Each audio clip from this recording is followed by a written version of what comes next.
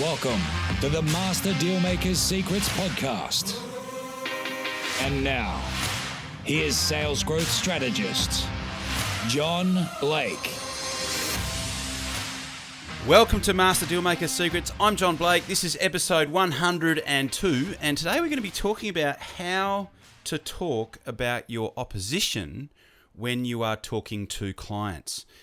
This is something that I've been thinking about a lot lately. I've had some experience listening to some people in my industry and the way that they talk about their competition, and I think it's going to be a really, really valuable discussion. So more on that in a sec, but if you have got lead flow, you've got clients in your pipeline and you want to convert more of those clients into paying clients, I've got the perfect structure, the perfect framework for you over at johnblakeaudio.com.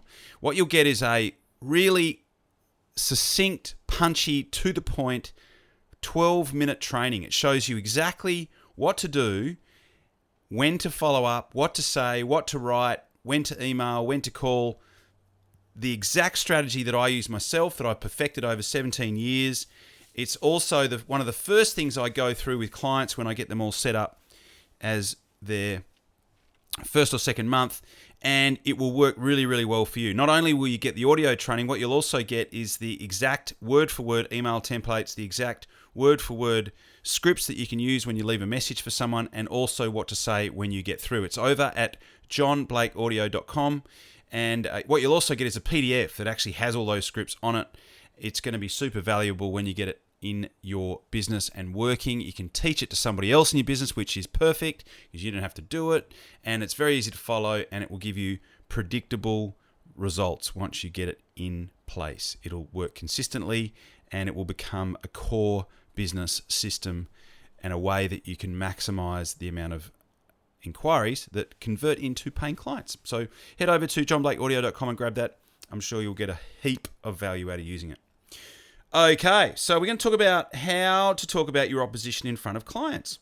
So recently, the reason why I became mindful of this recently is I was listening to somebody in my industry. So he's a pretty well-known trainer, got a pretty high profile, and I've listened to a couple of his trainings, and he talks really negatively about his competition, and actually names them and talks really negatively about them. And look, I've been in sales since I was 17, and I was always taught that you should never ever write your opposition off. You should never talk negatively about your opposition. And so I started to look into this, and I found some research that I'm going to share with you, and I'm also going to give you some specific things that you can use, because 9 times out of 10 you are going to, well, not 9 times out of 10, but inevitably you are going to get into a situation where you're talking to a client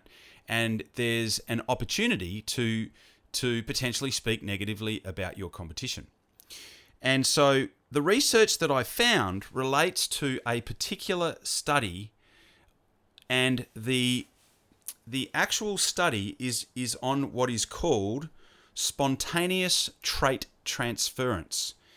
And so what happens, put simply, is the communicator, so in this situation, the person who's speaking negatively about their competition,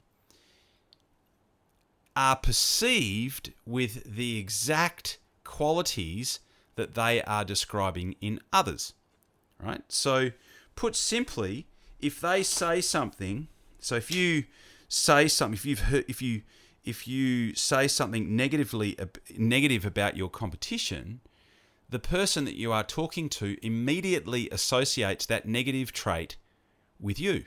They immediately attach that negative trait to you. And so I dug into this study because this sort of thing really fascinates me. And I found that in the first study, it confirmed that the communicators became associated with the trait implicated in their description of others, right? The second study demonstrated that these associations influence specific trait impressions of communicators. And the third study suggested that spontaneous trait transference reflects simple associated processes that occur even when there are no logical basis for making those inferences. So there could be absolutely no reason whatsoever to associate you. So let's just say you start talking negatively about your competition. Your potential client is going to associate those traits with you even when there's no logical base for them to do so. And then the last study said that more naturalistic stimuli and provided additional evidence that the phenomenon reflects mindless associations rather than logical attributions. So this is one of those things that's happening automatically in the mind of the person that you're talking to without there being any logic, and it's just this neuro association that takes place. So basically, to put it really, really simply, if you talk negatively about your competition, your client immediately associates that negativity with you. So, how do you deal with it? What do you do, right? How do you deal with it especially when a client brings it up, they start saying, oh, such and such is terrible, and I've heard terrible things about such and such.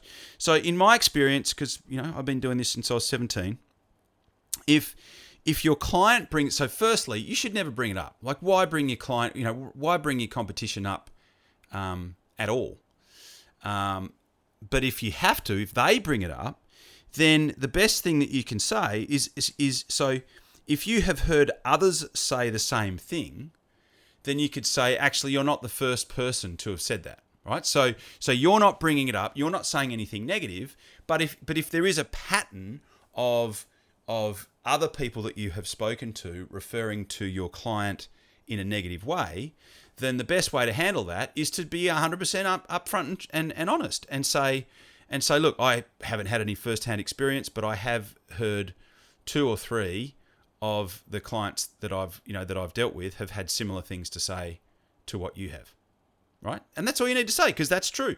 If it's not true, if you haven't heard anything, just say, I have no idea. I've had no experience with that particular client, and I have no idea as to whether that's accurate or not. So really, at the end of the day, you're better to just not bring up, to try and move on.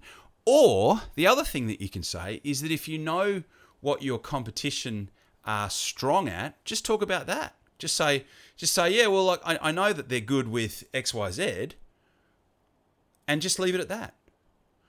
So, because the last thing that you want is for you to say anything negative and have that associated with you immediately. So I never knew that this was a thing, but I found this whole idea of spontaneous trait transference. So I hope that's useful. Again, just to recap, if you talk negatively about your clients if you talk negatively about your competition to your potential client, they associate whatever negativity that you are saying about your competition, they associate that with you. The best way is to not talk negatively about your competition, and really to focus on the thing that your potential client is strong at as opposed to what they might be weak at. So I really hope this helps, and I will look forward to talking to you on the next podcast. Cheers. You've been listening to Master Dealmaker's Secrets with John Blake. Subscribe to get more in-depth strategies to maximize your sales process with new episodes every week. And double your inquiry to sale conversion with the lead flow you already have. Go to johnblakeaudio.com for his exclusive free no-fluff audio training and companion PDF guide.